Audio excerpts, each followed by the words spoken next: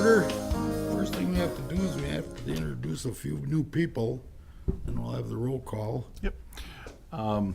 Tonight, Todd Kaufman is joining us for his first meeting. If you notice down on the first new business item, Jim Michelson, who is informed the mayor that he would not be seeking reappointment this year, and we'll talk about Jim in a little bit, but Todd Kaufman was appointed by the mayor and the common council to fill that vacant position. And Todd, I guess if you just want to give a brief background maybe on your involvement. Basically, yeah, I live at 37 Frankfurt, actually right across from Stevens Park, so I've kind of seen that park evolve, and looks very nice.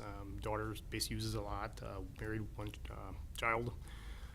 Risk manager for minor construction out of Neenah, basically located more of the Oshkosh area as far as my work goes, but just like to see more improvement in the Parks Department and keep it going. And then the next introduction I'd like to do is Scott Steemsma, who is next to Chad here, with Steve Dobish's recent retirement. We did promote Scott. Scott was an assistant to Steve for the last 4 or 5 years? 4 years. 4 years. So Scott will be our new grounds and equipment supervisor out at the golf course for the summer to keep things operating. And Scott, I don't know if you want to just give a little background on yourself as well. I worked at Utica for 5.5 years. Then I went down to Kettle Hills in Richfield, which is a 45-hole golf course, big operation. And then I got out of it for a little while, and I'm back in it again. So. Good. Okay, thank you. All right, now I'll have the roll call. Davis. Here. Earth. Here. Robleski. Here. Herman. Here. Kaufman. Here. Miller. Rule. Here. Schuessler. Here. Fuller. Here. Okay, approval of the April 10th minutes. Any additions, corrections? I don't know, hear a motion to accept? Second? I'll second. All in favor, say aye. Aye. Opposed? Okay. Citizen statements, nothing on the agenda. Anybody wanted to talk on something besides what's on the agenda tonight?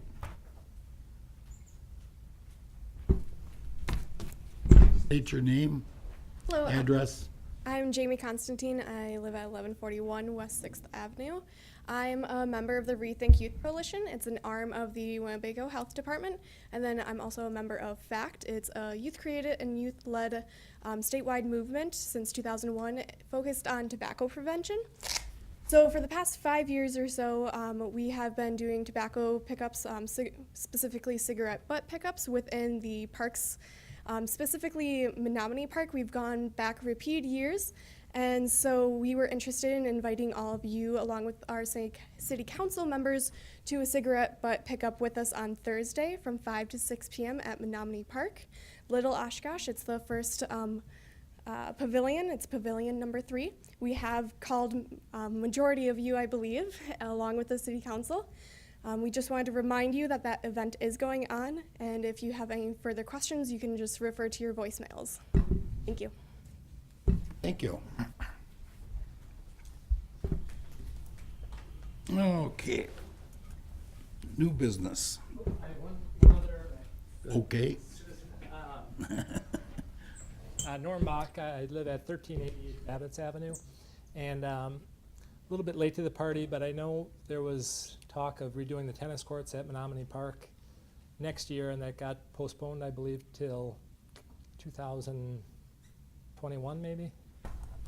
And I guess I was just looking to see what it would take to, I guess, open up that again for discussion to move that timeline up again from 2021. Courts are in pretty rough shape. Menominee Park kind of being our flagship park to have. As part of the agenda tonight, the board will be discussing and recommending the 5-year capital improvement program for the parks. And I have received a number of comments and suggestions, not only from tennis players, but from the pickleball players throughout the community. And due to the number of the requests that we're getting to improve those courts, plus they're used by the recreation department and the school district, my recommendation is that we try to get that into the CIP for next year. It is competing for funding for a number of projects, not only in our department, but throughout the city. So it all depends on how it falls in those rankings. But I know we have been contacted quite a bit from the tennis players, and the tennis courts are in very poor condition there. So if you wanted to stick around that long, it's up to you. But I did want the board to know that we have received a number of concerns regarding the courts. My other thought is, and I know budgets are tight and whatever, but if, I think it was slated to have lights and everything at the new facility, and maybe that could be postponed, you know, down the road, but if we could at least get maybe the courts resurfaced. But anyway, thanks. Thank you, Norm. Did you want to, or you with Norm? Yeah, I'm the director of tennis for the Oshkosh YMCA and the community and the rec program. What's My your name is name? Rick Bohausen. Address? And I obviously know Norm Address? really well. Your address? Address? Yes. 2007 Mitchell Street. Okay. The biggest thing that I see, I'm been here for 7 months now. We've got 26 kids signed up at Menominee. We're kind of, I don't want to say forced into using them. I guess we could have gone somewhere else. But when I got here, I had to wait till for the thaw to kind of assess the courts. We're still running it there. They're borderline deemed unplayable, but there's 2 courts that, you know, they're okay. The park is so beautiful. The location is an important demographic for the students or the kids that we get in the community.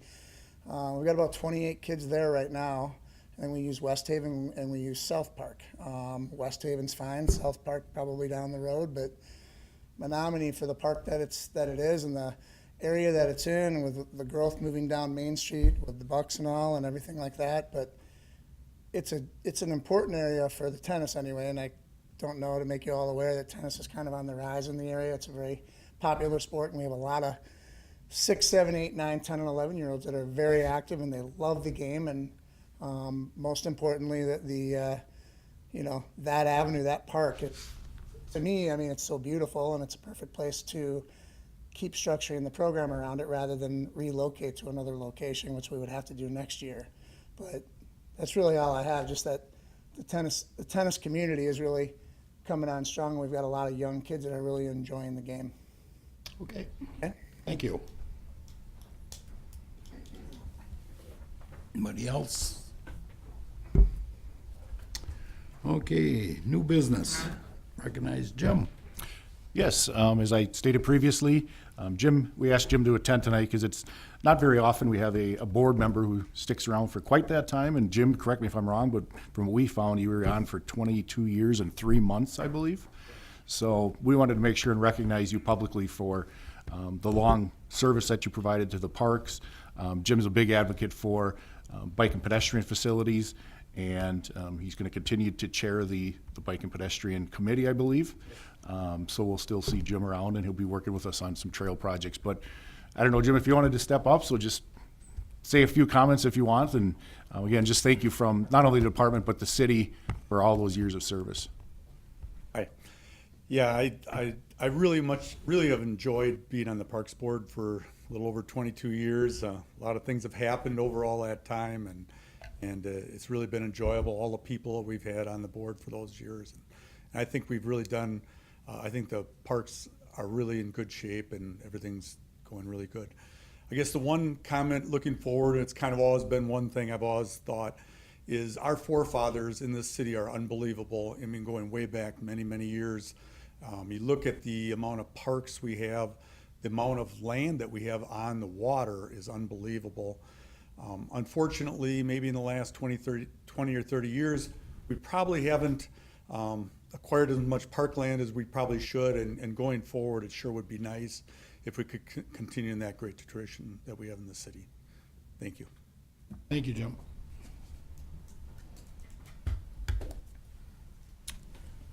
Okay, discussion on Mary Jewel restroom shelter design. All right. As the board knows, back in April, we had some initial discussion on the restroom pump station facility that is scheduled for construction at Mary Jewel Park.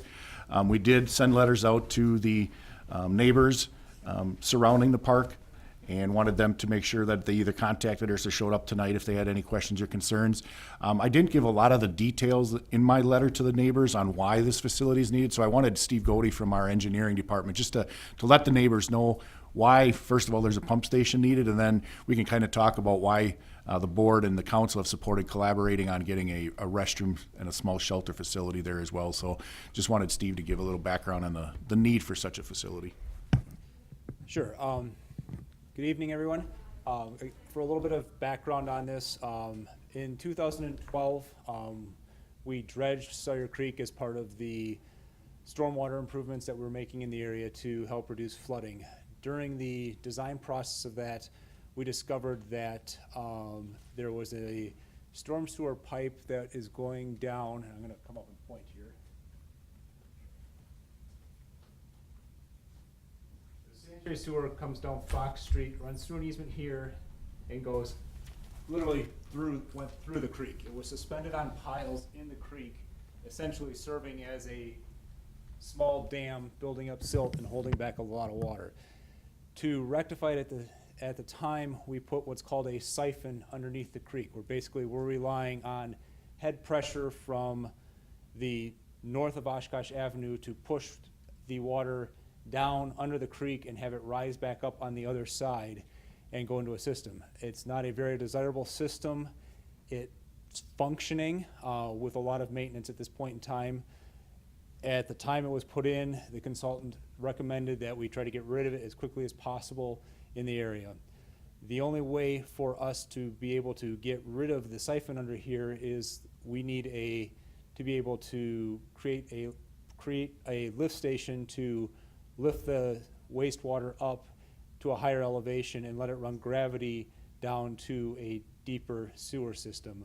Currently, there is a very small lift station located on Pinocqua Street, just north of, I believe it's Rep Avenue. You can probably potentially, if you're very familiar with the area, see a little bit of it. It's on the west side terrace. You can potentially see the control box and a little antenna and power source sitting up above the surface, but otherwise it's entirely underground. And that's a very small lift station, only servicing about 1.5 blocks of area. It actually lifts the sewage up and just drops it back into a gravity pipe just a little farther down on Pinocqua.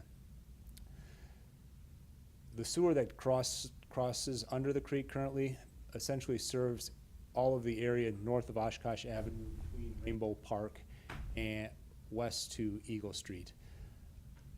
Secondarily, there's an additional creek crossing on the south end of Eagle Street that goes under the creek.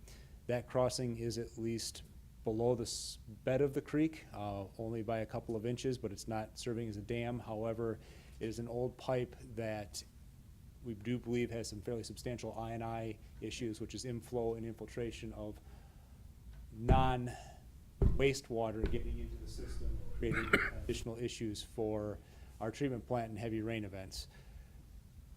With the need to create a pump station, we discussed and collaborated with Parks. One of the, I believe it was the outdoor comprehensive plan identified the need for restrooms in the Mary Jewel Park. Considering we were going to essentially be creating a lift station and a wastewater handling facility in the area, it made sense to collaborate on building a lift station with the ability to house restrooms for the Mary Jewel Park in that area. So that's really the background on how we got to the point of needing a facility in Mary Jewel Park. Ray, do you want to step from there and kind of go over what we have? Yep.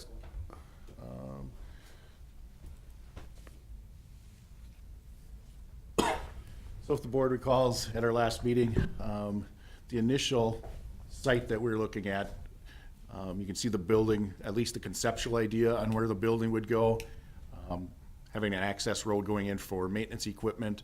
And the purpose for locating it somewhere in that vicinity was we were able to use it for the golf course, eliminating one of the portable toilets that's currently out there.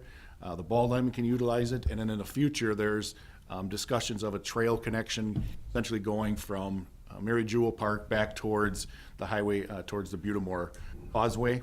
as an alternate trail connection. So it'd be serving 3 different recreational purposes, basically. As Steve said, this was in our park plan to include a restroom facility. Since this area was looked at and they did some test holes, if you recall back, we had some initial discussions why we didn't want to move it further south. And what they found there in their test drilling is it gets to be a lot of rocky soils south of Graham Street.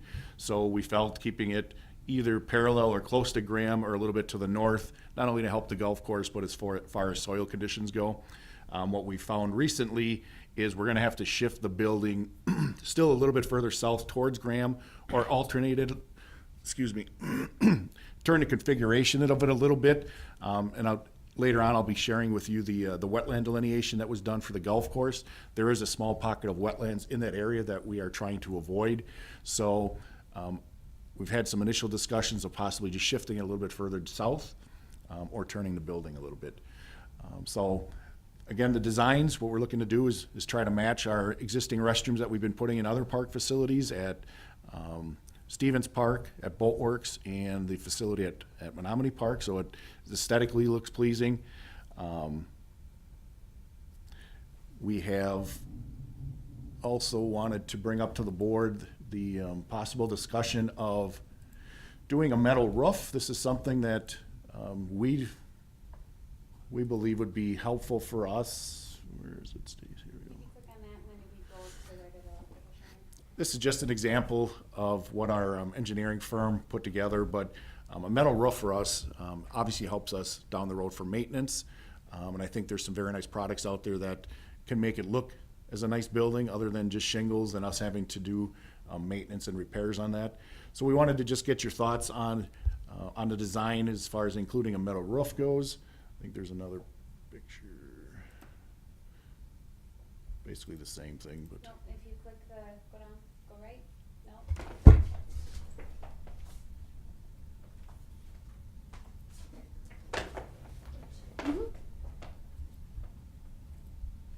So just gives you an idea.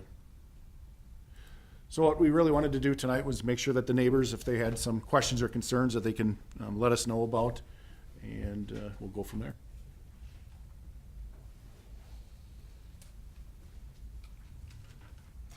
I think it makes sense as far as, I mean, it probably won't even add any additional cost to put a metal roof on. It's gonna reduce our maintenance Correct. and that, I guess I would go forward with that. I would. I had a metal roof put on up north, and it's the greatest thing. Yeah. Yeah, and it- Greatest thing. They've come a long ways. And it looks so much, it Right. actually looks better. Yes. Hi, my name is Mary Jo Anderson. I live at 1412 North Eagle Street. I'm just opposite the outhouse that has been in Mary Jewel Park for several years. I've lived there for 27 years. When I moved there, you know, it's a nice opportunity. I understand the green space is, you know, large and wasn't utilized, maybe as well as it could be. But all of a sudden, it's been turned into a sports complex. Parking on North Eagle Street, maybe as you know, is extremely limited. It's dead end.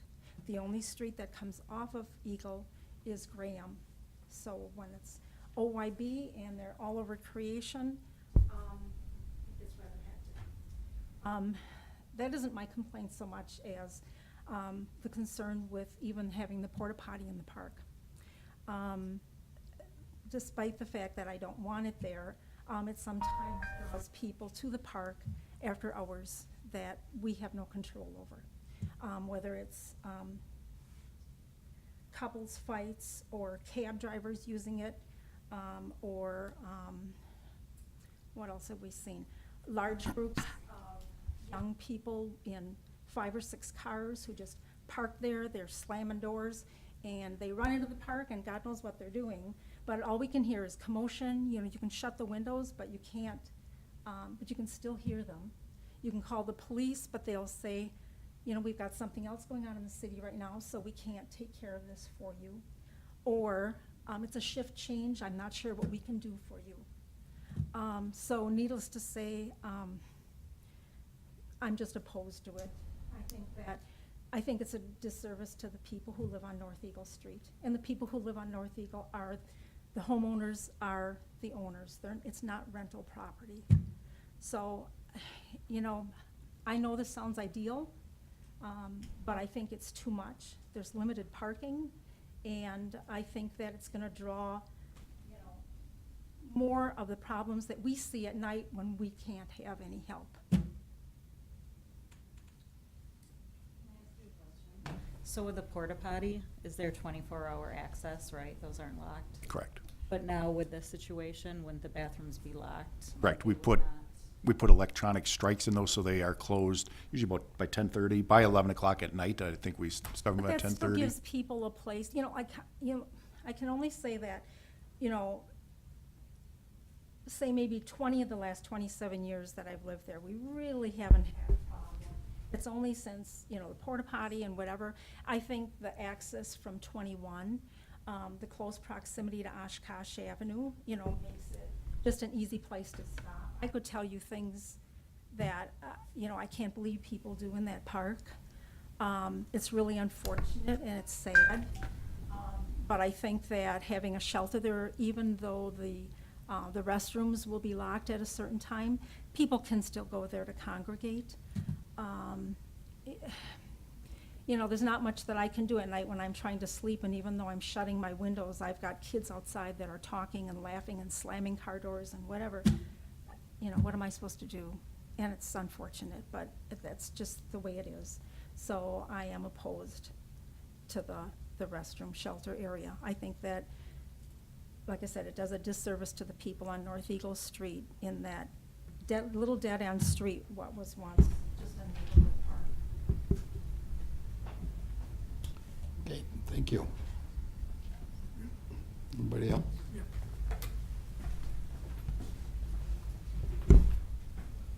Good evening. My name is Steve Galing. I'm at 484 Sunnybrook Drive, but I'm here on behalf of my mother's property at 1550 North Eagle. Her name is Mavis Galing. 1550 North Eagle is right at the dead end. It's between where North Eagle ends and Catherine kind of elbows. In general, I'm not opposed to the facility here. What I've seen over at my folks' place is basically the golfers use the porta potty right outside their front porch, and the kids, the Oshkosh Youth Baseball, use the porta potties down the street from our neighbor here. So there's going to be the need for restrooms. That I know. I do have some. My main purpose here, though, is to find out more details on the operation of this. So I'd like to really address this with the Parks Department. 3 areas: hours of operation, maintenance and cleaning or servicing, and finally security and safety. And basically to address some of the issues that neighbor had. Sure. As far as the hours of operation, park hours, we close at 11 p.m. Nobody's supposed to be in the parks unless they're in a boat launch or fishing area that's designated for those activities. So park hours are 11. The building, again, will have electronic strikes on the restrooms where they'll close prior to 11. So that's how we'll handle it. The building will have low-level lighting on it, so we're not looking to light up the neighborhood, but it will be help with security. And when we're trying to position the building on the property, we're positioning the shelter so that it's visible from the streets for the police department. If they're driving through, they'll be able to see instead of having it facing towards the golf course and being difficult to see. So we're taking those into consideration. As far as the maintenance goes, basically they're maintained like any other shelter daily. We have staff in on weekends. They're on weekends. We are not going to be renting these out for picnics because we know there's no parking there. So it's basically for getting people out of the sun, out of the rain, if there's a rain event at the golf course or the ball diamond. What was your other question? Well, it was safety and security, and I guess, is it also going to be seasonally? Yes, they Okay. will not be, we are not going to heat these, so they will not be open during the winter months.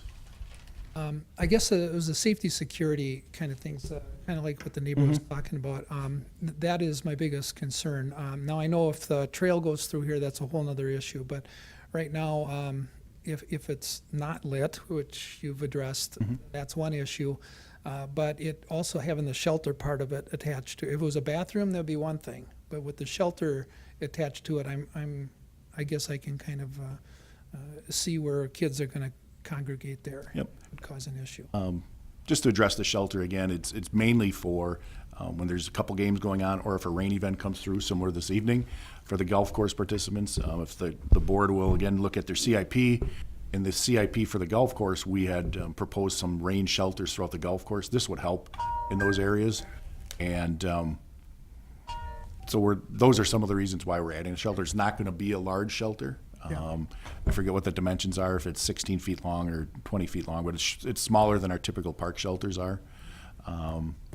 So I hope that addresses your concerns. Yeah, a little bit. I think it does. The only other thing I was going to say is that with new construction like this, and again with the technology being the way it is it possible to just, I know you said you had lighting, is it possible to wire it for, I don't know, like the deer camera, if you had to, if problems keep popping up, then you could place something there? We're actually going to have security cameras in the restroom facility itself and outside the shelter facility. I mean, even if they're non-functional for now because of money, it's a deterrent, They will be functional. We found Right. that we've had issues just down at the Boatworks property within the first couple of months of opening. We had vandalism, so we're not taking that chance Yeah. anymore. And one last thing, I think that's really good. I think it's a good plan, solid plan. I think it'll benefit the citizens.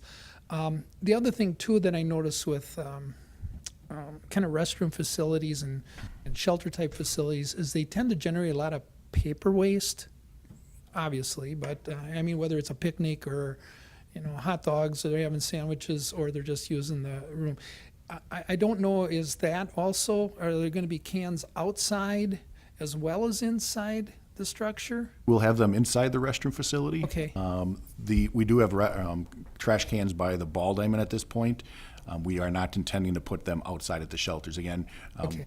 what we do is ask people, whatever they bring into the parks is take out, Take out, yeah. just like a picnic shelter. So. Great. Well, thank you very much. Good luck. Thank you. Appreciate it. Thank you. Maybe on a different note, or it kind of relates to what he was talking about. We're not going to provide any kind of picnic tables there or anything like that, right? I don't remember if we had some. I think we might have planned for two, again, just when people come in there to get out of there. And and if they- places to sit down. Right, whatever, correct. But are we going to, maybe to address some of the concerns of the neighbors, would it make any sense to put up, like no loitering or some type of warning signs that, this isn't really designed to be like a neighborhood park in a sense? I mean, it's there, it's being built for the idea of bathrooms for the golf course and for the Ball Diamond more than a regular picnic area or something like that. That could reduce some of that after-hour traffic a little bit. I think you're gonna find that security cameras will do a lot of that deterrent for us. Okay. As soon as we put those up at the Boatworks, there's been no issues down there. Okay. So I think if there's issues that continue to arise, we can try to address it some way, Steve, and Sure. maybe we're putting some information kiosks at some of our shelters, and maybe putting some of the park rules and regulations, or putting some signage in there at some time. But I think we need to give it a try, and Oh, yeah. I think the cameras have done a real good job for us, so.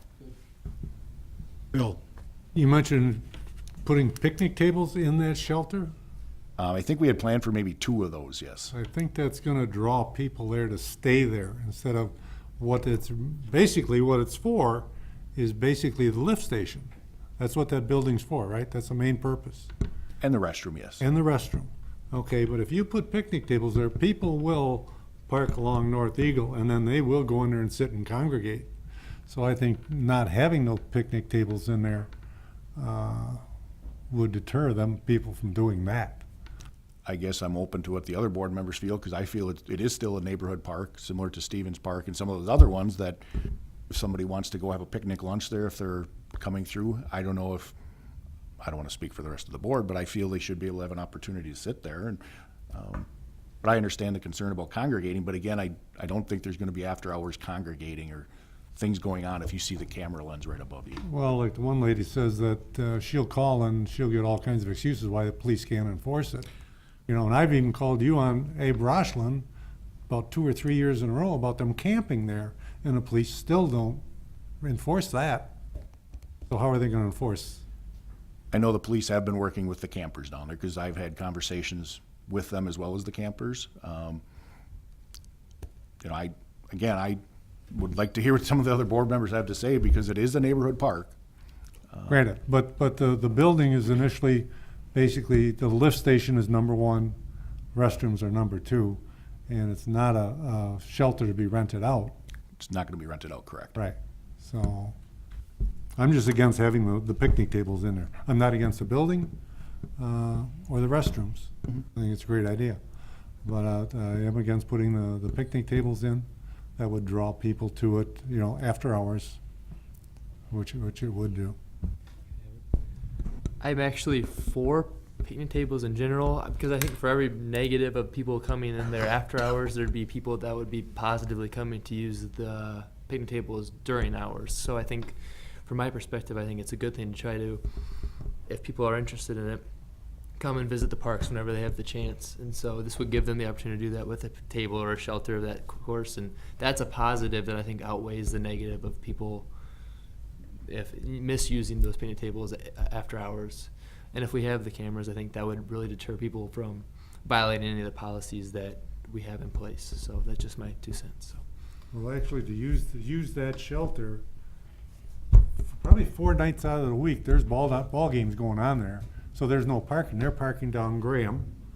They're parking on both sides of the street on North Eagle, which is, there's no parking on one side, but they're parking there anyway, up on the grass, up on the sidewalk on the east side of North Eagle.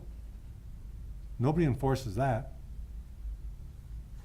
So I just can't picture wanting more people to come to that park. I guess we can have further discussion on the picnic tables at a later time, I guess, right now, so that Steve doesn't have to stick around. I think if there's questions about the building or the look of it, I'd kind of like to stick to that, and we can come back and talk about picnic tables before we Right, put my other concern would be the location on that. I know I talked with Steve, and he said it's gonna, right now, looking at 30 feet from the tee box. Steve, what do you consider the tee box? Ray, if you could pull that diagram back up that you had before that showed everything.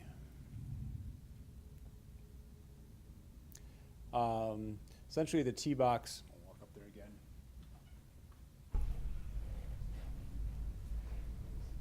Essentially, measuring kind of off the what appeared to be the manicured area of the tee box here. Is that the part that is actually cut short because, or is it 30 feet from that sign, the T sign? It was, as it was currently put up there, it was roughly 30 feet from where the grass was cut short. That's awful close to that tee box. I'd like to, if possible, when are we gonna do the discussion on location? Not tonight, right? No, not until we have the final determination on the location, so no, and I don't plan to bring it back to the board for location. We'll get the property staked once we have an idea where the actual building is gonna go, and we'll let you know that it's now staked out as far as the footprint goes. But again, I think no matter what, Bill, it's gonna be shifted a little bit further south from the tee box, or at least What would you turned. call a little bit? I can't say until we get out on site and find the soil conditions. They I were will let, testing today. Huh? They were testing. Yeah, they were. Right, I saw them, they were out drilling. So that kind of gives you the idea where it's gonna probably be within that proximity, which is parallel to the tee box, but I don't see that being in the way at all for any golfers. Well, from where it's not in the way, but it's just, if it could be pushed back to the southwest about 20, 30 feet. It has to be a certain distance from the roadway, correct? By our ordinance? The roadway distance here isn't the issue. 20 to 30 feet would actually probably make it so that the trail and the ball diamond and the facility couldn't coexist there. I think you would still have about 20 feet behind that building for a trail going over to the 41 corridor. Yeah, it's possible. It gets very, again, I think the farther you can get that away from that tee box, I think the better off. And I think we're gonna be shifting that way just based on the results of what we had seen with the wet. We're gonna be trying to get away from there because that's where the wet area is. So I expect we're gonna be moving away from that area. How far, I just can't tell you exactly how it's going to lay out and how much space we need to be able to get the trucks to turn past it to be able to access the the facility to be able to lift and service the pumps and everything, we need to make sure we're leaving all the spaces in there adequately and then not impacting what would be hopefully the trail through as well. You worried about damage to the building? Pardon? Are you worried about damage to the building if it gets hit? No, I just think it's not, No, it isn't aesthetically gonna be in the pleasing. way of the golfers or Okay. anything, no. We're not that bad at golfers. I'm a bad golfer, so I'm asking that question. No, I'm not worried about that. Make it It's right just, back into the it field. just seems to be a little bit close to. I think it's gonna have a lot to do with the soil tests and everything else where they move it. And there's not much we can do about it unless they make more land around there. The other thing But the other thing I wanted to say, you can stick around for a few minutes. I agree, I'm not for the benches. I'm not against it, I'm not for it. I think it'd be nice to have someplace to sit down. I believe it would probably get used during the day. But like I said, nothing's set in stone on that. But I think, as far as the moving it and that stuff, I don't think we've got a lot to say about it till they get the soil test done. The other thing we're trying to do is minimal impact to the oak trees there as well, so, it's a pretty tight space right now based on the wetlands, the oak trees, the ball diamond, the potential trail, so it's really, we're trying to appease a bunch of different issues out there, so. Well, by moving it to the southwest, you would move it away from those oak trees that are right there. And basically, Steve, if I'm correct, you're gonna be tearing up Graham Avenue to run that lateral down to the lift station? The plan is to come down Graham Avenue. So if you move it to the southwest, you're moving it closer to Graham Avenue. Southeast, if you're gonna. Well, southeast, then you're gonna get into the, Yeah, but I mean, the if oak you want it trees. closer to Eagle Street, you're going east, not west. Well, you have to stay away from those oak trees. Right.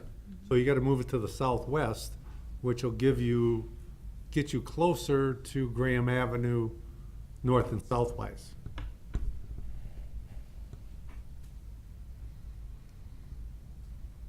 Again, my feeling is it's gonna be moved further south, whether it's 20 feet or 10 feet, again, until we get out there, we can't say, but it will be coming further south.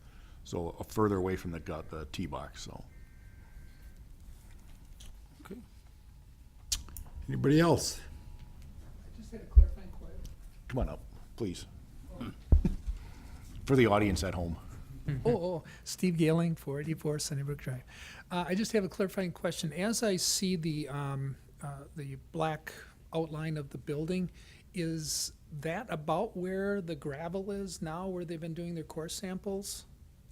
That is pretty close, yes. Okay, because that's a pretty nice location, away from the road, away from the trees. But if it goes, like Mr. Gogolewski said, a little bit further south to southwest, I think it'd be even nicer. But, okay, thank you. Sure.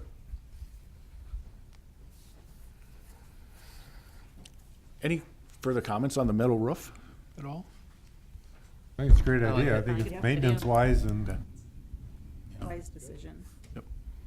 So I think that gives you enough direction, Steve, as far as moving forward? We'll continue to proceed and try to shift it to keeping these in mind, but with the soil and the rock conditions, as Mr. Mauer mentioned, when we did some soil borings up through there, the rock comes up, it's a very solid bedrock, comes up quite quickly as we're moving toward Oshkosh Avenue, which is part of the reason we wanted to stay away, was to avoid the need to try to remove any more of that rock than absolutely necessary. It's expensive and a very loud and difficult endeavor. So how long do you figure before you can stake this out so Bill can walk over and see where exactly where it is? And move the stakes out? And No, I wouldn't do that. Mr. Gailing, and I'm sure he's gonna be over there too. We just received the information late last week as to where the wetlands were. We haven't even had a chance to sit down with our design consultant and evaluate. Part of the concern with doing any rotation to the building is right now it's set up to make sure that the noise discharges away from the residences out over the golf course in the event that when the generators run to do the test cycles. So we need to keep some of those other factors in mind with that as we're trying to situate it. But we can take a look at it. I would hope that within a month, we're probably gonna have a better idea of where the location's going to be. Okay. Thank you. Welcome. Anything else? I don't think so. Good evening. Thanks, Steve. Thanks, Dave. Okay. Comprehensive outdoor recreation plan. In your packet, you should have received some updated goals and objectives, as well as, it's called a proposal section or an action plan section. What I'd like to do is just quickly go through the goals and objectives. If you recall, back in April, we brought these to the board. There were some minor suggestions made, and I wanted to give you an update on. Going down. If you look at page, I think it's page 5 in your packet, just to give you an idea what was changed or added under park development, it would be the third bullet point, where it states, in central city areas, consider infill lots. It initially said for neighborhood parks to address deficiencies. What we did was struck neighborhood and put privately owned and maintained parks to address deficiencies. That's how we've been handling it a lot in the inner cities, or in the central city, I'm sorry, where we work with the neighborhood to take on the maintenance and development of that through our planning division and our neighborhood groups. So that was one of the changes. On page 6, under amenities, it would be the last bullet point. We added install poured-in-place rubber surfacing. This is something that as we're going through the CIP and putting in new playgrounds, we are doing that. Again, it's just like we talked about with the metal roofs. It doesn't require us to put wood mulch in every year for anywhere from $5,000 to $10,000 a playground site. So even though it increases our upfront cost, we definitely see a return on the maintenance, not only by our staff, but also on the routine maintenance of the wood mulch. The next revision that was made under the funding goal, it would be the second last bullet point. Review the parkland dedication section of the municipal code and update if necessary every 5 years was added. And then we added that final bullet point, coordinate with neighborhood associations and the planning division on park improvements to be funded through the Healthy Neighborhoods Initiative. And those are the programs where we talk with the neighborhood associations, get some of their priorities, try to match them with our comprehensive plan, and then they can apply for some grant dollars through our planning division to help pay for some of those improvements. And it's been really working out nicely. As Todd said earlier, we work very closely with the Stevens Park Neighborhood Association on many of those improvements over there. The next page, under subdivision review, we added that final bullet point. Coordinate with surrounding townships to ensure adequate park facilities are being developed in those townships.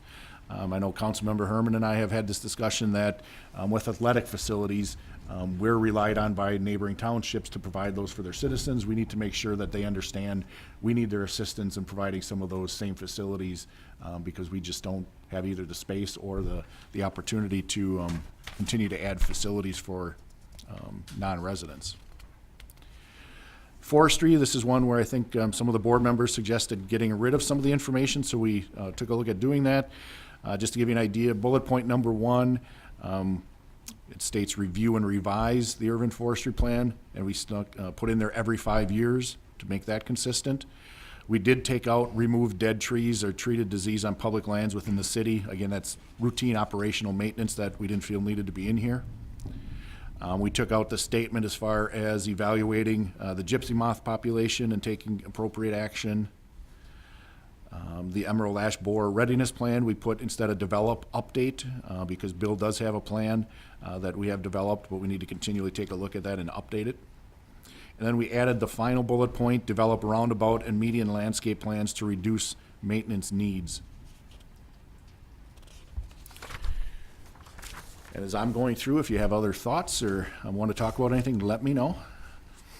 The next page under budgeting, we changed a few things around from some of the other goals and moved things around, but we added bullet point 3, 4, and 5. Bullet point 3 states update restroom facilities to meet ADA guidelines and to improve energy efficiencies. The next one, maintain and renovate parking facilities as recommended in the City of Oshkosh parking lot study. For the newer board members, the transit division has a consultant that we utilize. They look at all city parking lots, whether it's a park, fire department, police, any parking lots that are city owned, and they are rated. And then those I prioritized amongst all city parking lots. And I believe there's about $500,000 annually that the transit director then recommends which parking lots should be taken care of. So we do the same thing with our heating and ventilation systems through our facility maintenance. They're allotted a certain dollar amount each year, and each facility is prioritized based on that. So what we did was wanted to recognize that study in here. The final bullet point, develop an appropriate and equitable user fee system to help offset maintenance and operation costs. Under trails, we added, it'd be the second bullet point, continue to implement the Fox River Corridor Riverwalk Plan. Keeping going down to grounds maintenance. We took out that equitable user fee system and we moved that up under the budgeting section. Coordinate with neighborhood associations and other volunteers to assist with routine park maintenance. And I think, again, it's one thing that we need to share a little bit better with this board and with the citizens, that we do work closely with not only the neighborhood associations, but other volunteer groups to help clean up in the parks, along the Riverwalk. Between Chad and Bill, they have a list of groups that essentially adopt sites to help clean up. But then Chad, throughout the year, will have groups contact him to do trail maintenance or trail cleanups. Earlier this year in April, I did it with United Way Day of Caring. We had 3 staff from Oshkosh Corp. And we walked the whole Riverwalk and cleaned it up. So I think we're going to do a better job of letting you guys know which groups we have signed up for those types of programs, and also which groups have assisted us. So just to get more information out to you. Under the planning goal, we added the final bullet point, solicit input from neighborhood associations for park improvements. Again, it's something we continually do, but I think it needs to be reflected in here. And then the final, water-based recreation. We did implement the Millers Bay Aquatic Plant Management Plan, and we added the final bullet point, promote shoreline plantings when feasible.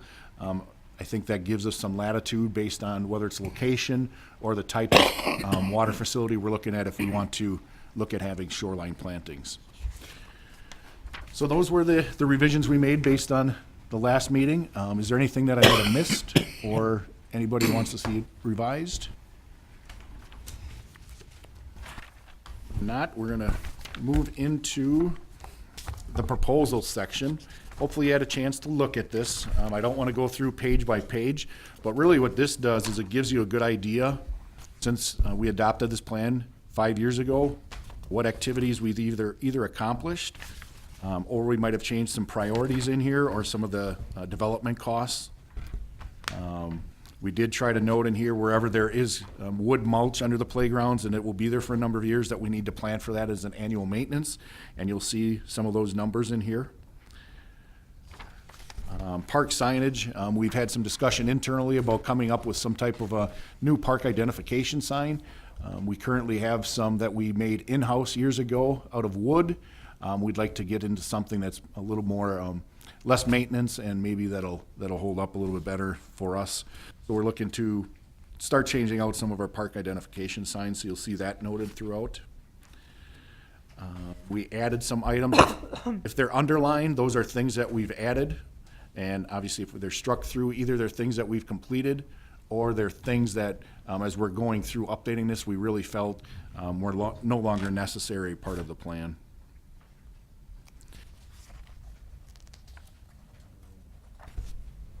You'll still have more time to look at this, and I would recommend that you take a look at it if there's some priorities. If you recall, when we initially adopted this 5 years ago, we put a high priority on things that we wanted to try to accomplish in 5 years. Medium was 5 to 10 years, and a low priority was anything past 10 years. So we've tried to, as we put together our CIP plans, we've tried to reference this and tried to try to get the high priority items in our CIP plans. So we don't have to take action on this tonight. It'll come back. We'll continue to work on this throughout the process. If there's specific questions like Bill might have right now, let us know, and we can address those. Question I have is, I talked to Chad about this, about the Congress Avenue tot lot. Okay. I went by there, it was after rain, and you couldn't use that lot. I was just wondering if there's any way to get some drainage into that. Chad said there's no drainage there. Is there any way to get drainage in there so that can be used when, after a rain? I'm just looking at the CIP. I think we're trying to get that one. We are recommending it completed in 2019. So for us to really go in there, we'd have to really dig up the entire site to put down some drain tiles. I think the best we can do is really continue to add mulch in there to fill some of those low areas. Our hope is that in 2019, we'll go in there and we'll remove the existing playground equipment, get rid of the mulch, put in drain tile at that time when we put down the new rubber surfacing. Okay, so that's not a no, it's. It's down the road, correct? Down the road, okay. Yes. All right. I just didn't know if we could add it to that proposed development or not, but. That'll all be part of the playground. Okay. Replacement. Okay. We want to put some drain tile in there, so.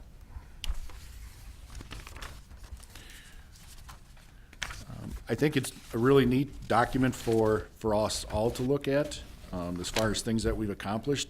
If you look at page 79, going back to Todd's original comments, I think Stevens Park is one that we've really tackled in the last couple of years. And you can see the number of projects that we've picked off there. And what's really helpful is having neighborhood associations coming in and getting active and getting in contact with the council and the mayor saying, we really need to have these things done.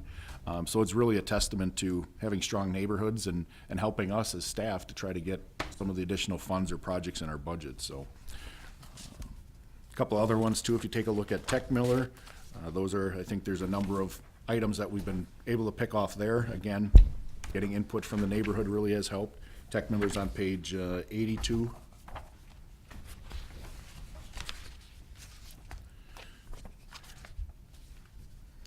And then if you continue on to page 87, we've had individual park plans done for Menominee, Rainbow, and South Park. So instead of putting a lot of information in here, what we're simply saying is reference the approved master plans. And when we're putting together our CIP, we'll pull priority projects out of all of those plans as well as this document. So we're not forgetting about those parks. It's just a matter of not duplicating what we currently have in the park plans with those. What about South Park? When are they starting that? July 10th. Yep. I had a few people ask me that. Yes. I don't remember the date. One item I want you to be aware of on page 89, where we're looking at waterfront recreation. Jenny and Chad and I have had some discussions the last couple of years of installing electronic pay stations for the boat launches. We've pulled together some information from a couple of the vendors. We've talked to some other communities that have done this. One community that recently did it, where's Jake from? Monona Grove? A community down near Madison did it, and within 1 year, they increased their boat launch revenue by over $10,000, based on people knowing they had to pay, making the process a little easier, whether it's credit card or mobile apps and so forth. They were very surprised, and these the electronic pay stations themselves cost about $15,000, but obviously you have to have electricity and other things run out there. So what we're looking at is roughly $20,000 for each of these sites to put in electronic pay stations, and we feel they're going to pay off very quickly. It'll help us as far as enforcement goes. There's less questions about if your envelope blew off your windshield or other things. We're able to track who paid and what their license plate was, similar to parking downtown and parking structures. So it's something we're looking at, and what we'll start doing once we get into our operating budget. We're not going to put it in our CIP because that would be paid from the boat launch fund. But again, I think it's a good use, and if we can generate additional revenue out of those electronic pay stations, it's something we're going to look at. I think it makes sense to put them in a couple and see how they work. Just because they work in a little town or whatever, somewhere else, doesn't mean they're going to work in Oshkosh. I mean, you talk about Rainbow Park or Menominee Park, about the amount of boats going in and out of there is probably twice as much as town of Monona, whatever it was. I mean, just to see, I mean, if you want to start at Fuelberg or 24th and see how they work out there before we start putting them all over the place. Yep, I think that's what we would probably do. There is a DNR grant that the city currently has. It was originally awarded for some boat launch improvements that were going to take place at the Boatworks site, which never took place, that we didn't install a boat launch there. And Darlene, through our planning division, has been working with the DNR to see if they would fund a portion of the electronic pay stations.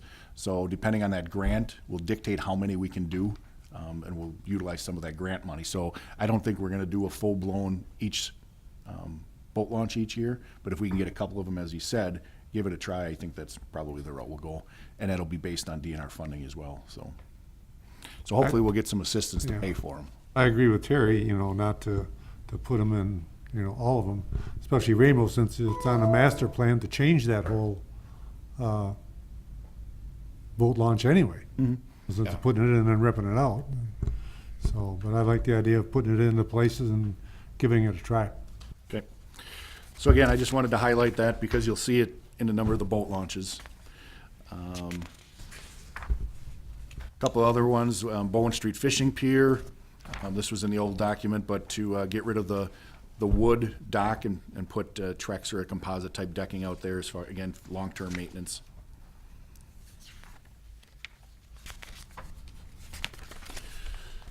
So what I would do is encourage you to take a look at this. If you've got suggestions on shifting of priorities on any of these, again, it's something as we continue to finalize the document we'll be going back into. But definitely wanted to share it because Rettler will continue to work from this unless we make some major changes. That's all I had for that one, Terry.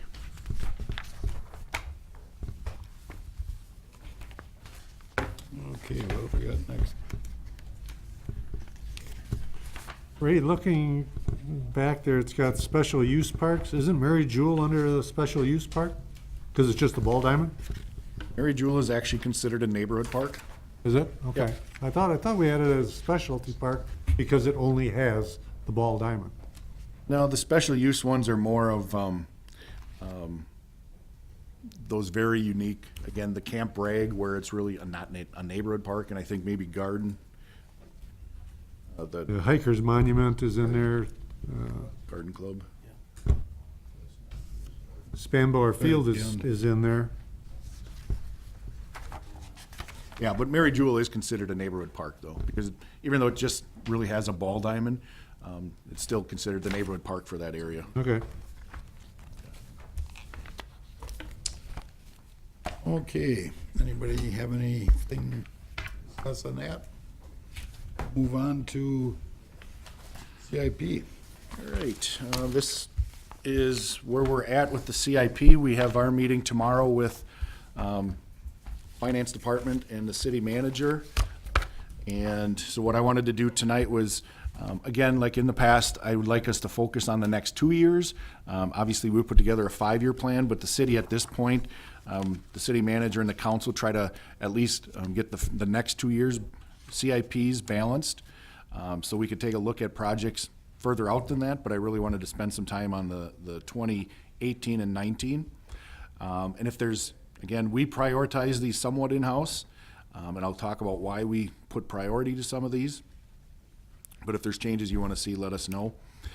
So starting with 2018, the tennis court construction or reconstruction at Menominee Park is really one, excuse me, that's been pushed off or pushed back the last couple of years. With the popularity of pickleball and just the condition of those courts, I really think we need to push to have those courts reconstructed. As the gentleman said tonight, and we've internally talked, the lights might be something we could consider in a second phase. Out of that 420, about $120,000 is estimated for the lights. So what we could do is possibly reduce that to $300,000. Put the conduit and everything in for the lights and come back and do those at a future year. So that's something that we could consider to reduce that Aren't there lights request. there now? There are lights there now, yes. Yes. They would have to be replaced, yes. Yep. LEDs and stuff. Correct. Well, that being said, has there been any discussion talking to the Menominee South Neighborhood Association, the Healthy Neighborhood Initiative, to help pay for some of that?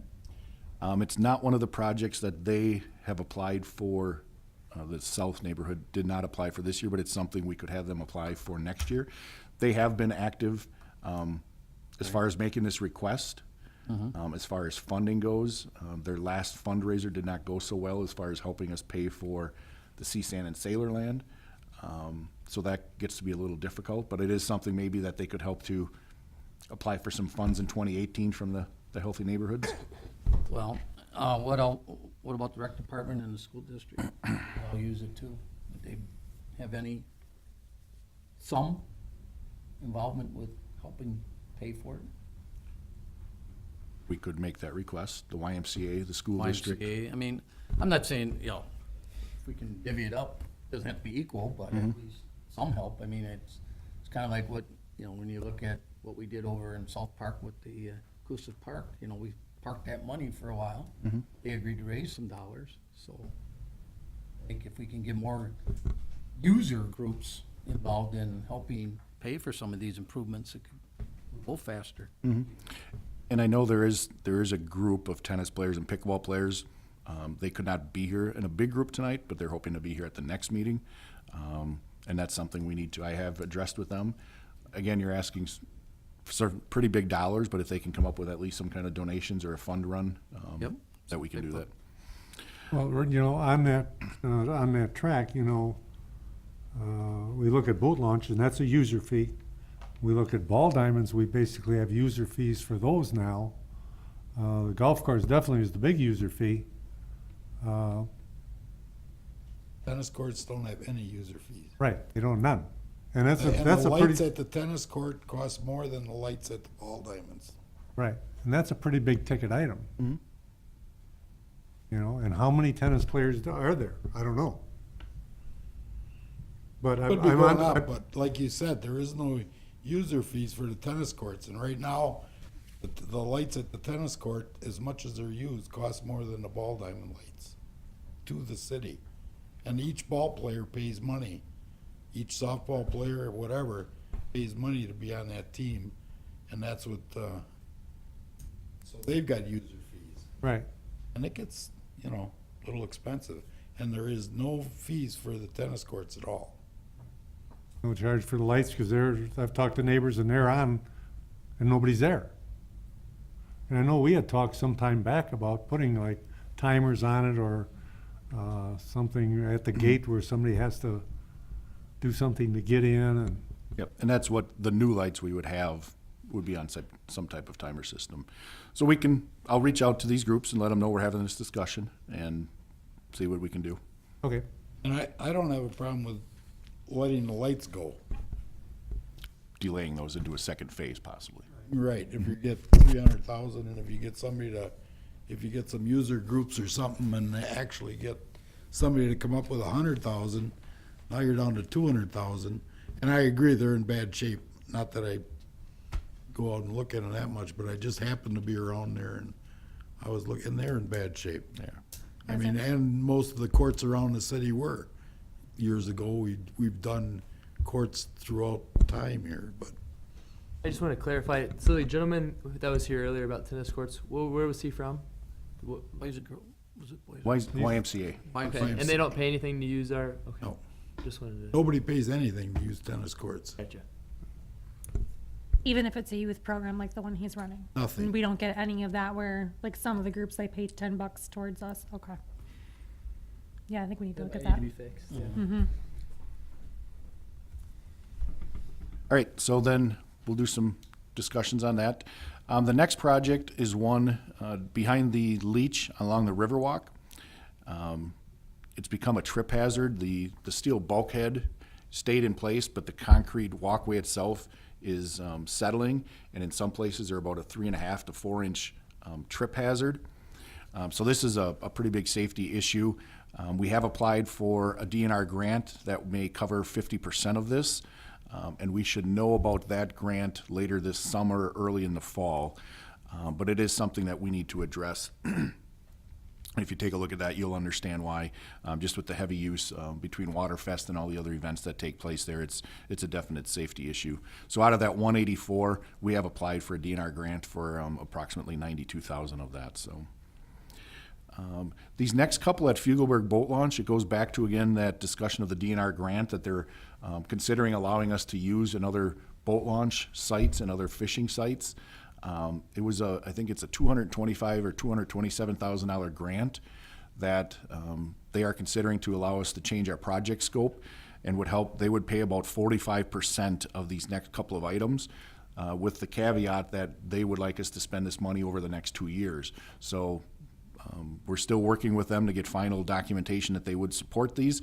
But at this point, if that funding's available, as we've talked in the past, if the funding becomes available, those projects kind of move up the priority for us. So that's why we put these a little higher in the priority. The Fugelberg boat launch, we did have in our plan to renovate that next year. So we would continue to do that, but we may receive about 45% of that in grant funding. Fugelberg boat launch, the lighting would be another eligible project. Again, out of that 20,000, they would pay about 45% potentially. And then when the Fugelberg boat launch was installed, it was planned for another boat launch to be added. It would be just south of the existing dock or boat launch piers. For some of the larger boats, we have had some discussions, Chad has, with a number of the boater and fishermen to launch a larger boat down there. There's a break wall that really prohibits some of the larger boats from getting in and out fairly easily. So we did, another community recently put in a new boat launch. So we put in a number that they shared with us. We would have to do some final checking on that number, but at this point, $85,000. I think there's some potential assistance we could get from possibly Battle on Bago. They've expressed an interest in this with Chad, and we may be able to help reduce the city's amount of funds for this project, and part of it coming from the DNR grant as well. Have they looked at south of the restroom facility, outside of that breakwater? Looked at that, where the new, a different ramp would be for larger boats? South of the restrooms. South of the restroom, Yes. still Right. inside the break wall though. Is it still inside? Inside, yes. I don't, that break wall isn't too far away from where you have to back out and make your turn. It would give them a little more room, I think. Remember, we had, you're almost catching the end of the break wall, basically, how we looked at it. But it Okay. would still allow you to get your boat and just angle it off to miss a little bit of the breakwater, I think. But by doing that, though, then you take away probably some parking. No. Just parking No. there. No, it's a straight in, it's actually designed, that flume or that route was designed as part of that to put in there. Okay. So if you go, that was actually there, so it wouldn't take any parking. But it would be south of the existing restrooms. South of the restroom, inside the break wall, right now. The bigger concern is actual break wall work, if it could be done, if the DNR would allow us to do any expansion or reorganization of the break wall to allow a deeper draw for boats to get in and out of those launch Yeah, areas. there's not much there. Because that's the challenge, so, right now. And we would be using any boat launch money for that? That may come back to the city manager and finance director saying, let's apply some of the boat launch money to that, yes. We left that open at this point as far as the source of funding. Did we ever get figures? We never got figures on what we got in the boat launch fund, did we? Did I make a note to bring this to the next meeting? Yes, Bill? you did. I'll send everybody an email so you have it. I remember you asking. Okay, I'm gonna keep moving through. So those 4 items, I think it is, we are waiting for final word if we would be able to get some of that DNR grant assistance.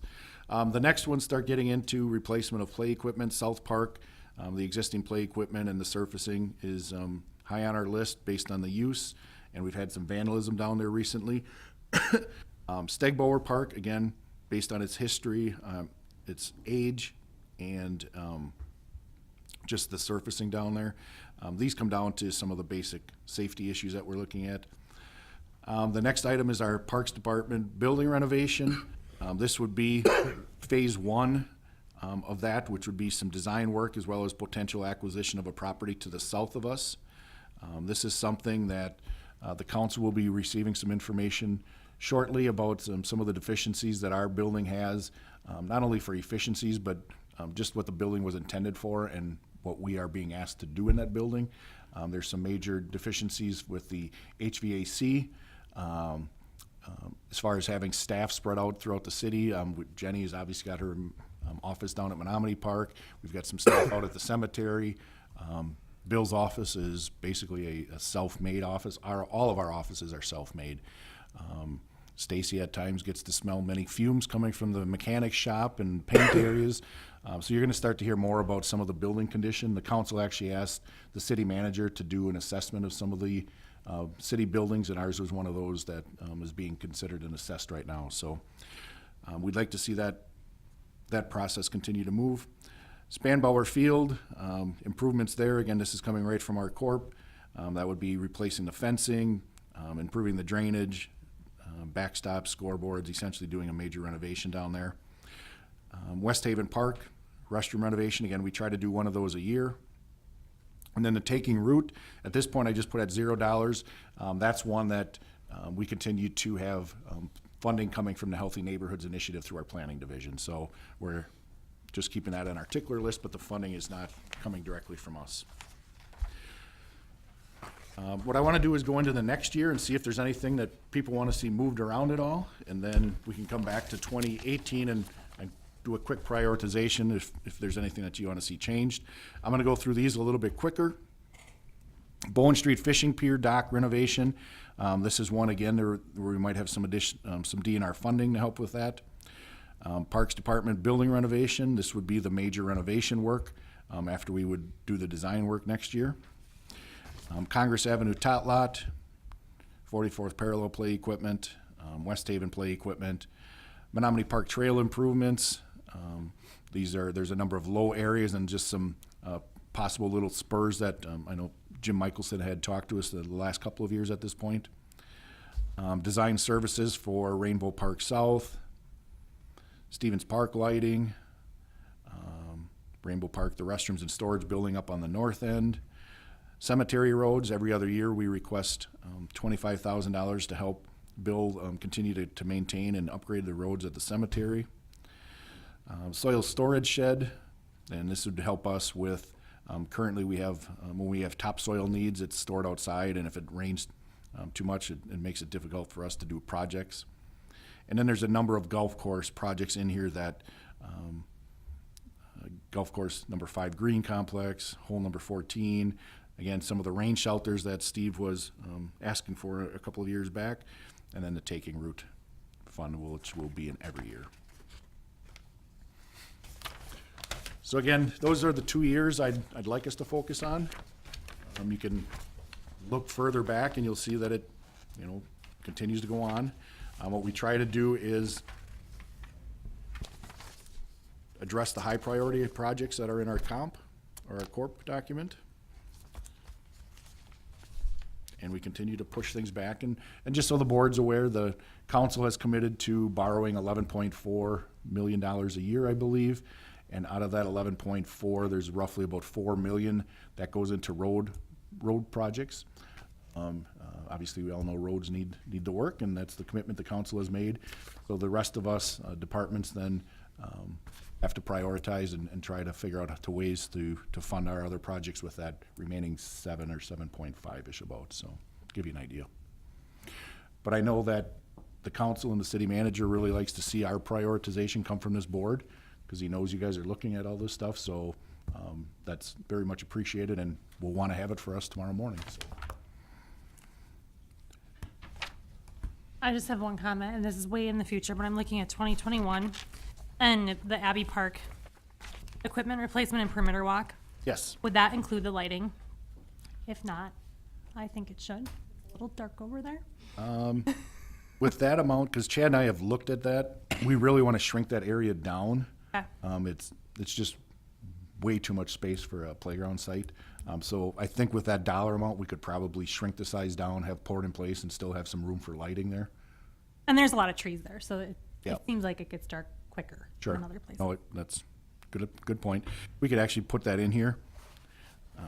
I'll do that. I'll add it in 2021. As long as we're doing playground equipment, we'll just put Abbey lighting. And once we get to that point, if we can't pull it out of that $150,000, if we feel we need to ask for lighting, we can still do that. So.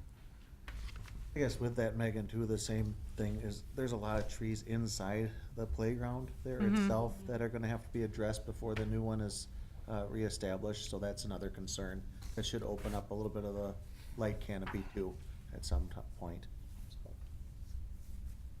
Ray, going back to the 18, I'm wondering if we shouldn't bump up number 6 to really number 3, since we're spending all the money this year on South Park.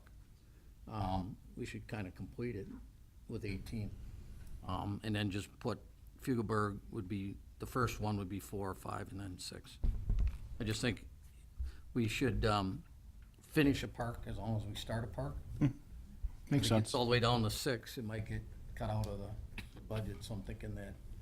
Well, I think a lot of this has, what bothers me about this, I like all this, but it's, you got Fugelberg, and Fugelberg. Now, I'm pretty sure the DNR is gonna give us some money, or we can move some money around, and the rest of it we could get out of, the boat launch fees. So you could almost, I don't wanna say it, but you could almost take these right out of here. If you get the grants, Well, getting the grants allows us to do more then, right? Correct. The That's other where, projects that are 6, 7, 8, right, that's why they I, could get cut. that's why I had those bumped up a little higher, assuming that they may go through, whether it's funded through the boat launch program. But you gotta well, not remember, all of it, but DNR funding is always, you bring us some money and then we'll give you some money. we have Or to that's the provide way it 50 was we when have we to did provide it. 55%. Yeah, it's always a 50-50 match. Or Yeah. 55-45 match, yeah. So we have the money from boat launch fees, I mean, as far as that part of it. I caution you though, when you start looking at future years, once you're looking at some of the major renovations at Rainbow and Menominee, that we're still gonna have to have some funds in the boat launch, so, Well, we're gonna have some, but we ain't ever gonna have enough to do the majors. no. But I don't wanna tap it all. I'm not disagreeing we'll use that, and I'm sure that the city manager and the finance director will probably say, we're gonna pull the 55% city portion from the boat launch. So, Well, I'm pretty sure they will too. I mean, But I- they changed now. They Well, we really haven't- They haven't changed in 20 years. we really haven't tapped that, we haven't tapped that money in a long time though, Terry, from the boat launch. But back to Steve's point, I think that you make a good point, Steve, that if we bump that one up to number 3, that South Park is, pretty well settled after next year, cause Right. the major construction. Okay, Anybody else have anything on that? Don't let Steve just tell you what to do. Yeah. I agree with your concept of start a park, finish a park. Yeah. So I like that idea. I mean, I like the fact we're doing all of Fugelberg, but I just think that just, like say, flip-flop 6 foot 3 and then we'll rush down. Because we get the DNR funding, we'll be in good shape. okay. We'll make that change and we'll try that tomorrow. Anything on 19? Again, these weren't very highly prioritized by me at this point, just because they're subject to change based on what happens in 2018. But I think as far as the projects go, those are the top ones that we support. This Bone Street Fishing Dock, did you say there was a grant for that too?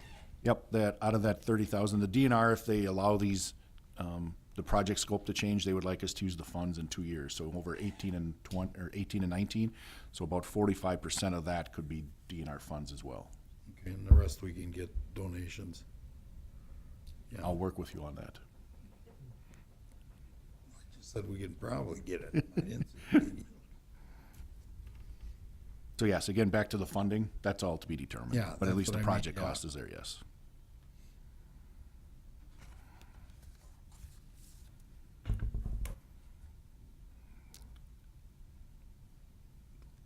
I would add one thing, just, I know in 19, and you mentioned that it was something that Jim was interested in, was the Menominee Park trail improvements. I would, is 50,000, it feels to me like that seems low, because it's a lot of path that is oftentimes unusable when it's rainy, or I guess when it's cold or even froze, like icy.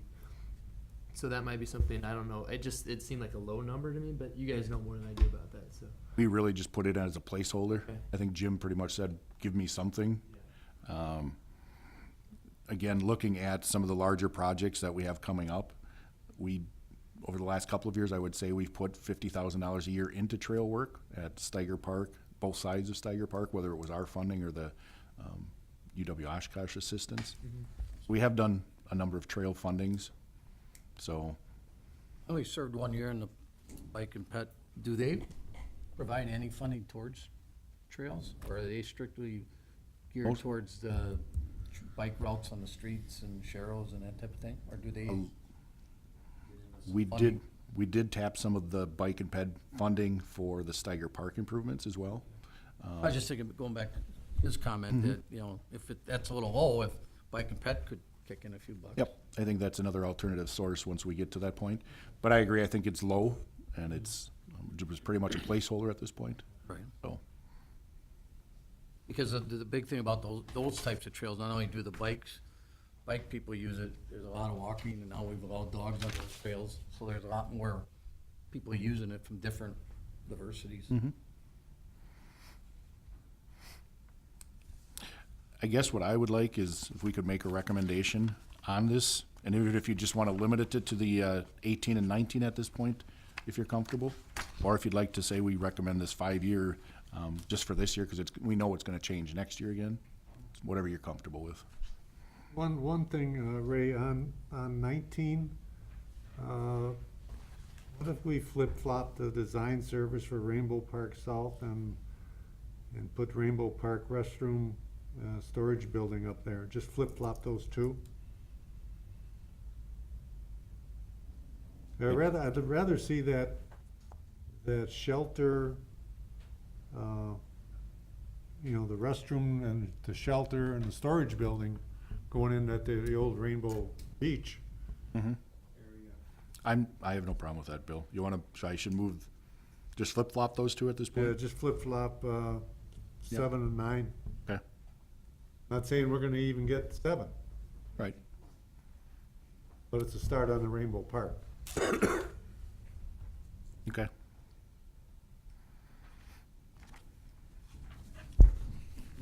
I'm comfortable with 18 and 19. Once you get out here, I might not live that long anyway.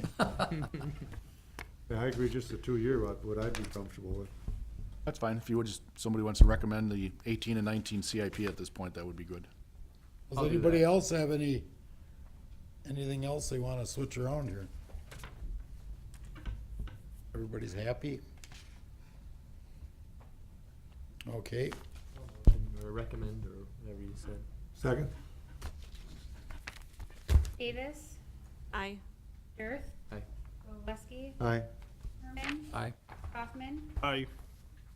Rule, Aye. Schussler, Aye. Bowler. I, Motion passed and, 8-4-0. Do I still say Miller? No, you just don't. Did we approve the minutes earlier? Yes. We did, okay. It was very first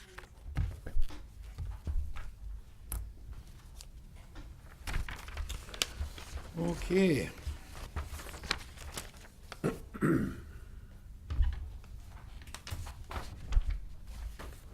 Couple items. Do you want me to do my report, Terry? Ray, All right.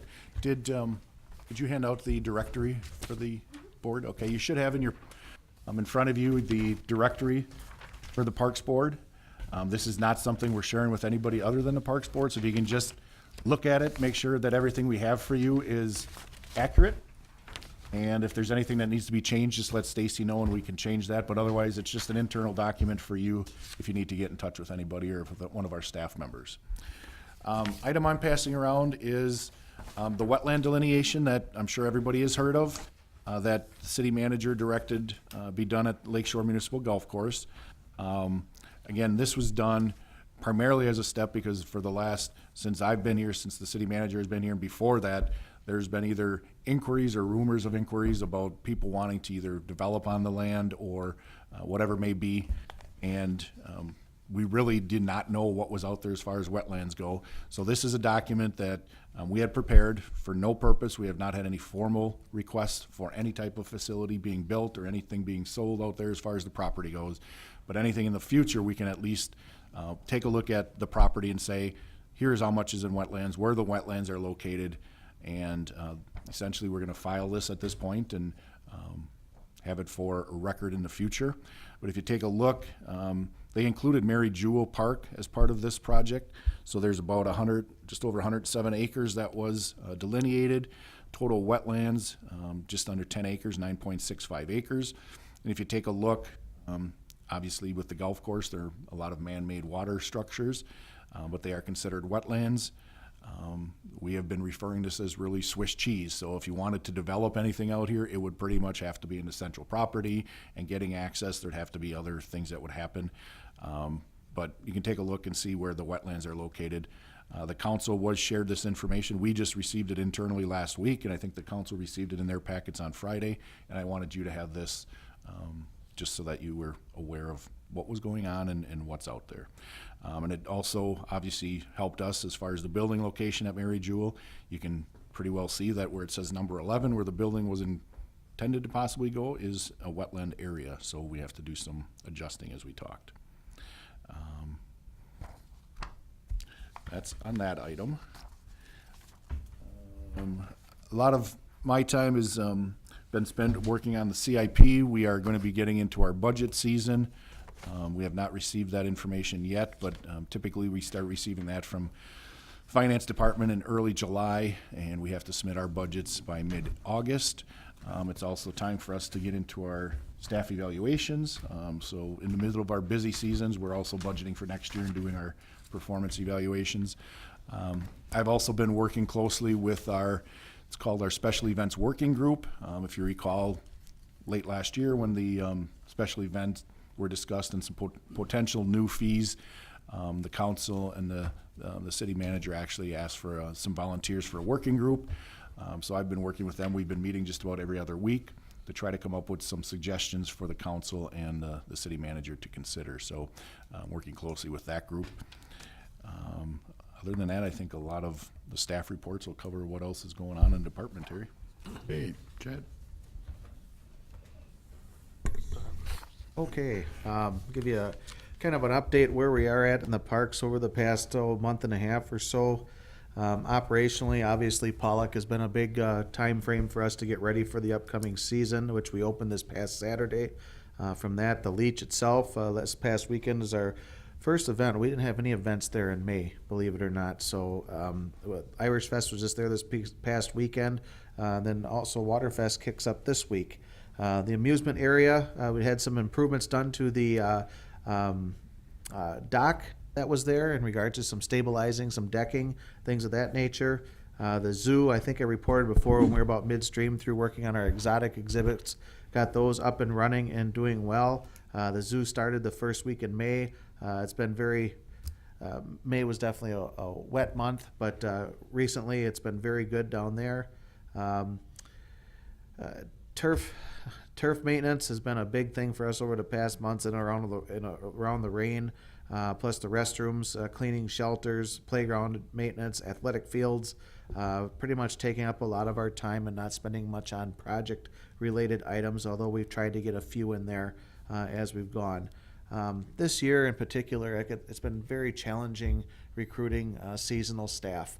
I know Jenny and I have struggled in many areas. She'll probably elaborate more in some specifics for her end, but it's just been a very tough year. Hopefully the recruitments can go better in the future, but with the unemployment rate being low, it's been a challenge. So must be a lot of other opportunities out there for people to get jobs. So hopefully that'll improve and we don't have much turnover here this coming season, but that's been a tough part. But as a parks perspective, we're staffed now at capacity, and it's just a matter of working around people's schedules to be accommodating yet to get through some of the services we're here to provide with them. But overall, our staff have done a great job, I think, over the past couple months getting things ready for the upcoming season, and seeing people out there enjoying those facilities has been very nice to see. Project-wise, tomorrow I'm actually doing a site walkthrough in regards to Tech Miller restroom. We did have the bids come in for that, and that project will start here in the next couple weeks. Glatz Park on the south side of town, if you haven't been out, we've been working on some of the path restoration and the development with that area to get the center core area more accessible for people to work with over the past couple years. The 24th Street boat launch and pedestrian area with the outwalk. Over the winter, as you guys know, we put those culverts in there to get rid of the old walk bridge over the top. And well, part of that project also includes doing some concrete work that may extend us all the way over to the T-Dock, which will give us some accessibility to that entire area and clean up the area. So definitely looking forward to that, but that's part of our city contract for concrete here later in the year. But we do have some work to do on leveling and grading that prior to that taking place. Playgrounds, I know Ray's been working on those bid proposals that went out for CSAN and Sailorland and Fugelberg that came back. He may have mentioned last month, but those are on the docket moving forward here later this summer. And I think the biggest part, working with the neighborhood associations, whether it be the Stevens Park, Tech Miller, Sawyer Creek areas, where those neighborhoods have been very active in putting proposals in to do some improvements at those areas. I'll be bringing those back to you here in the future, but we'll see if funding comes through or gets approved for that. For some of those projects we'll work with. So things are happening. It's been very busy. It will continue to be, but looking forward to a great summer and overall. So if there's any questions, I can definitely answer those. Okay, thanks. Bill? Okay, thank you. Currently, our division is, forestry division is working on implementation of the DNR grant that we received. So this week we'll begin planting an additional 150 trees in amidst some of the neighborhood association areas, and this will be done by a contractor that we hired through the grant. There's been a couple seminars and programs that have occurred already related to that grant on tree care for the neighborhood associations, so those have been going quite well. There's one additional one this coming weekend, and then we'll have another one in August, so we'll have a total of 4 programs for the general public as part of this program. Our staff in the division has planted over 150 trees so far this spring. We're currently working on completion of some of the memorial tree installations, so we're getting pretty close to completion on that. We finished the installation of the Chief Oshkosh installation down at Menominee Park, so that's essentially done. There's a couple other elements we need to finish up there as far as hardscaping and a bench installation and that sort of thing. That'll come later. We've gotten all the flower beds installed. It's been a little dry here last couple weeks, so that's been a struggle keeping everything going. We recently did a divisional reorganization and combined the forestry and cemetery divisions.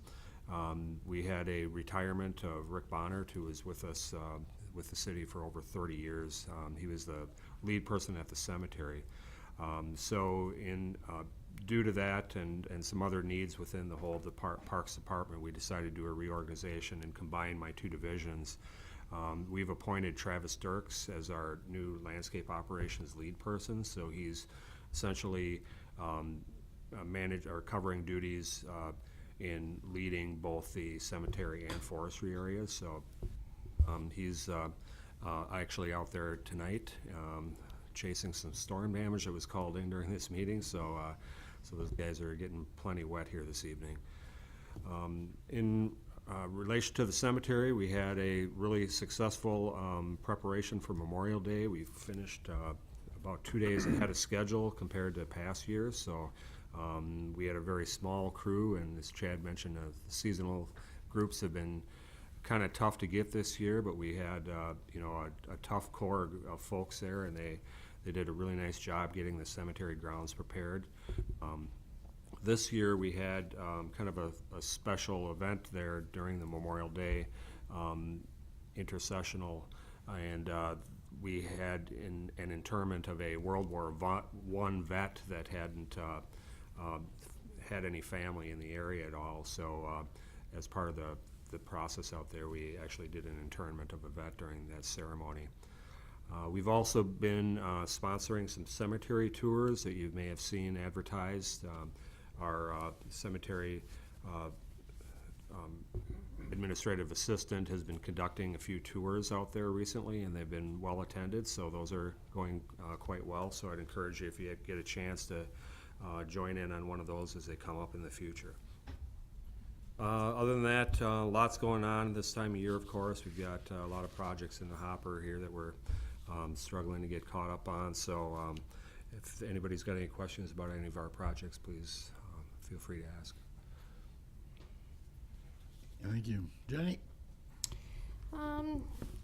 So as both Bill and Chad mentioned, definitely a struggle this year with staff. I am still not full staffed. We still need one position at our Lake Fly Cafe, which is our Zoo's gift shop. So I've spent way more time than I wish I needed to, trying to hire people and calling and bigging and emailing and everything. So we're still one short, so I'm working on that, which makes scheduling very difficult as well. When we're short, the kids are, trying to get the hours covered without having a lot of staff. So it's been a couple rough weekends. The first weekends in May were very rough, with kids being gone at college, like Farway, Eau Claire, La Crosse, Stout. So now we have all those kids home, so we're getting through some of the stuff, but still definitely short staff. So it's been definitely a challenge. But we got lots of fun stuff coming up. This Thursday is our first event at the pool, Welcome Summer Celebration. So again, Winnebago Community Credit Union is our main sponsor for all of our events at the pool this summer. So that is on this Thursday, so hopefully we'll have good weather for that. This weekend is Snooze at the Zoo, so we'll have about 75 people that'll be camping overnight in the zoo on Saturday into Sunday. Again, that event, we have a lot of great sponsors that sponsor all the food and activities and everything that goes on for that event. Next Monday, we have Tuesday the 20th, we have a mascot day at the Children's Amusement Center. And then our first movie night is at the Leach on the 23rd. Again, those are all sponsored this year as well, so we have a lot of really great sponsors covering all of our events. And then on July 11th, we start the Tuesday night concert series, so very exciting new things this year. We are having food trucks down there. We've had a ton of interest, so every week we have anywhere between 5 and 6 different food trucks that'll be down there doing food. Anywhere from, we have an Asian egg roll place coming down. We have a, I just lost the name of it. They were out at the soccer event all weekend. But it's like a trailer. They have all kinds of hot sandwiches. We have all kinds of people that are really interested, so that'll be fun and new this year. Verve is also the sponsor of that event. That's actually the last year of the contract for Verve for the Tuesday night concert series, and they really wanted to see some different things and some more family involvement. So we're doing the food trucks, and we're also doing an hour of family entertainment before the concert. So the first one on July 11th, we'll be having the Timber Rattlers are coming down, and they'll be kind of doing meet and greets with the kids and families and stuff, and kind of advertising Timber Rattler games. So they'll be down there before the concerts. We'll again have the bounce houses, all the food trucks, and then the city will still be doing all the beverages. So we'll still be down there doing that. So lots of new and exciting stuff this year, and we have posters. So if anybody wants any of those to hang at we have nice 8x11 colored posters. If anyone has at their place of business would hang one for us, or know somewhere to get those hung up, that would be great. We also are bringing back the Kids from Wisconsin this year, so on July 9th. That is sponsored by WPS, and we haven't had them around for probably 2 or 3 years now, so we kind of took a little break. They'll be back at the Leach on July 9th, so that's a phenomenal show if you've never seen them. Really, really good show. And that will be a great day. And also opening for that is the Golden Tones, which is the senior center's group that they have. They're going to be performing before the Kids from Wisconsin, so it'll be a great day just to come down and enjoy some music. So, but yeah, lots of fun things going on, and just keep on moving forward, and so that's about it. And she did that all with no notes. There's nothing. I'm trying to figure out where she's reading this from. This is all from her head she rattled off. Yeah, so what's Wow. new? What's new? She's been doing that for the last 10 years. The first time that she sat down here, I thought she had notes down there like Bill does and Chad. She rattled that all off. Good girl. Lots going on. Yeah. Okay, thank you. Steve. Scott, Steve. Want me to give the golf course report? You don't want me to? Yeah, go ahead. I've heard a terrible day. First of all, I'd like to thank Ray and Chad. You guys been a very big help. I finally had my last guy start today, college kid. So I'm pretty much fully staffed. And they seem like they're a bunch of good guys. We got the irrigation system running up real good. Friday, I applied all my chemicals that needed to be applied to the greens and tees, because the weather be humid, so a lot of diseases happen. And then Trace kind of came up with something here. 2017 rounds are up 727 rounds from this time last year. We got off to a great start in April and then saw a lot of days rained out in the second half of April and into May. We lost 4 league nights and most of 2 weekends in May. When the weather cooperates, we are seeing golfers coming out at a higher pace than previous years. Revenue is down $16,000 through May compared to last season. Carts and season pass sales account for $11,000 of this. The reason for these declines is because with rates going up, a lot more sales were made last fall due to 2017 price increase. So more golfers bought early. Majority of these golfers will buy early this fall as well, and this will balance out the decrease to start the season in this area. The other reason cart sales are down is due to the fact that we lost 5 days alone in May due to the course being too wet. Compared to the 4-year average, we are down $4,874, while anticipating just an average summer regarding the weather. This should be made up, and we are projecting a good season. Juniors foot golf free in the month of June when accompanied with a paying adult. Oshkosh Youth Soccer is helping spread the word of this promotion. Trace is starting a junior golf program in June, and it will run throughout the summer. He's also actively promoting lessons and seeing that business picks up now that the weather's warming up. All set? That's it. All right. Thank you. Any other business? Motion to No, adjourn. no, I had a, Oh, you. Okay. I got a question. When did we start walking the dogs in the park? A year ago? August, fall, Fall. August, Yeah. September? September, August around there, I think. We had any complaints? I think, at least when Trish was still here, she had more favorable comments than negative, and I don't know if you've gotten much. It's not so much people complaining or commenting, they're just calling to confirm where the usage is allowed and whether or not it is used. So a lot of people are asking, can I take my dog to the baseball game, things like that, and it's on the trails, on a leash, clean up after the pets. Just curious, I know we said we were gonna see how it went, and I wanted to know if we were having any problems, and I couldn't see any problems, but Just to put it on note, I've September. not gotten any phone calls or emails from concerned citizens, so as the council rep, I think I would get them as much as you guys would get them, and I've not had any so far. We can put it on the agenda for September, and just as a reminder, we can bring it up too. I can say though, I mean, definitely a lot more activity with people walking on the trails, which is great. What I will say, we still have dogs at large at different areas throughout primarily Menominee Park, which is a big problem. I know Jenny and Stacy had to run down 2 loose dogs. And we've also, the big thing I'm want to encourage people is that dogs are not allowed in the zoo. People think that they can walk in there on a trail, and they're not permitted in the zoo. So, and we're going to be signing that more appropriately, but those are some big things. But there's still some at-large issues. Definitely going to say, not going to hide the fact that there's not, but the activity on the trails with dog walking has definitely increased. So. And then just on a side note, the county park is not, even though it's in the city, does not allow dogs on their walking paths in the county park. They're only allowed in the dog park itself. they've got a dog park out there. Right. But there's a lot of confusion because people say, Yeah. well, it's in the city, but it's not a city park, it's a county park. And the county does not, by their ordinance, does not allow dogs on their walking paths in the county park. I was just curious. Okay, now, Make a motion to adjourn. Second. all in favor, say aye. Aye. Okay. Thank you.